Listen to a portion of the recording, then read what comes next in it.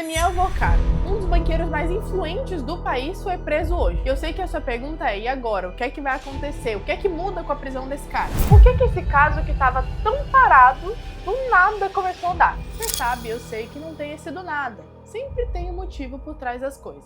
Então fica nesse vídeo para entender o que é que vai mudar, o que é que mudou nesse tabuleiro todo e o que é que vai dar essa prisão do Vorcaro. Aproveita e já se inscreve aqui no canal. E se você até agora não entendeu quem é Daniel Vorcaro, o que é Banco Master, por que tem tanto escândalo envolvendo esses dois nomes, fica tranquilo porque aqui no canal a gente já tem 2 outros vídeos falando sobre esse tema. O primeiro, eu te conto como é que tudo isso aconteceu, e ele vai aparecer aqui na tela em algum lugar. E no segundo, eu te conto como é que nasceu a ligação do Alexandre de Moraes, sua esposa, e Daniel Vorcaro. Então, primeiro vai lá, assiste esses outros vídeos para entender sobre o tema e depois volta pra cá. Hoje a Polícia Federal prendeu Daniel Vorcaro, que é o dono do Banco Master, em mais uma etapa da Operação Compliance Zero, que é a operação que está investigando todos esses escândalos do Banco Master. A ordem de prisão foi assinada pelo ministro do STF, André Mendonça, e segundo a Polícia Federal, Daniel Vorcaro está envolvido em uma organização criminosa envolvida com corrupção, lavagem de dinheiro, acesso ilegal a sistemas e intimidação de adversários. A polícia também afirma que ele montou estrutura para monitorar e intimidar pessoas, inclusive jornalistas. Em mensagens que foram encontradas pela Polícia Federal, Vorcaro conversava com outras pessoas sobre agressões a um jornalista. Mas não para por aí. A investigação também aponta possível corrupção de funcionários do Banco Central, uso de informações privilegiadas e tentativa de impedir investigação. E a gente precisa lembrar, no meio de tudo isso, o Banco Master estava no meio de um rombo bilionário, ligado a carteiras de crédito falsas, ativos manipulados, e isso deu um prejuízo de dezenas de bilhões de reais.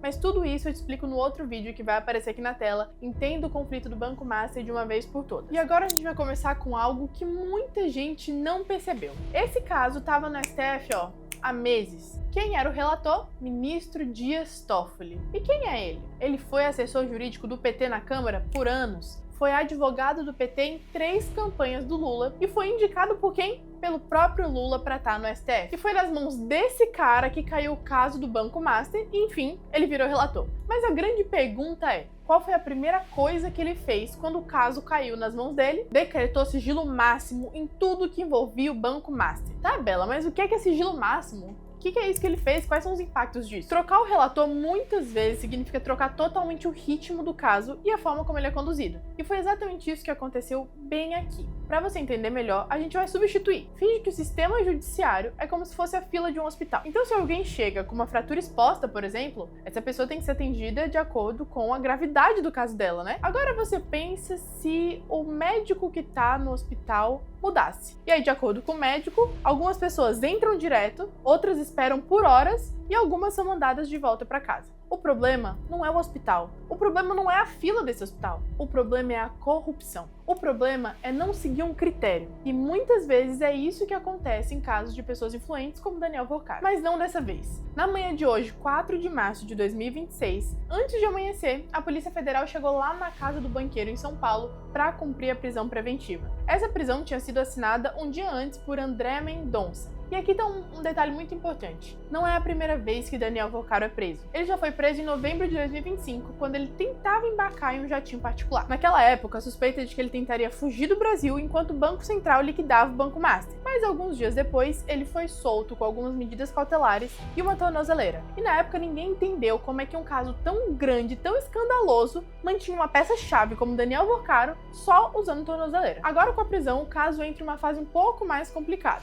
Vorcaro tá sob custódia da Polícia Federal e deve permanecer preso enquanto a investigação continua. Enquanto isso, a Polícia Federal continua investigando 4 núcleos do suposto esquema criminoso. Núcleo financeiro, responsável pelas fraudes no banco. Núcleo de corrupção institucional, que envolveriam alguns servidores do Banco Central. Núcleo de lavagem de dinheiro. E núcleo de intimidação e obstrução da justiça. Que diferença faz um relator decente, que quer investigar, que quer entender como as coisas aconteceram? Será que agora a gente finalmente vai entender tudo o que aconteceu dentro do Banco Master? Tudo que envolve esse escândalo? Bom, se você não quer perder mais nenhuma notícia sobre esse caso, se inscreve no canal, curte esse vídeo, encaminha para um amigo que ainda não entendeu muito bem o que é que está acontecendo, porque pelo visto esse caso está longe de acabar, a investigação também, e eu vou continuar aqui te explicando tudo, contando todos os detalhes.